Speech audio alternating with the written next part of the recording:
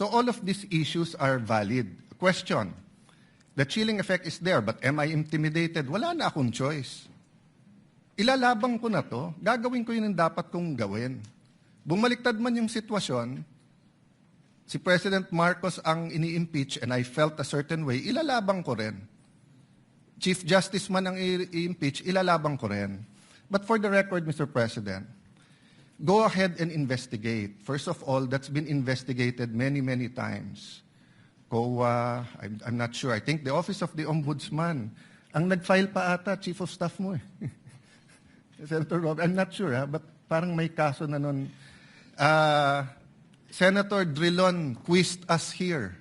I was Speaker of the House, but I chose to appear before the Senate to be able to answer all of those questions directly.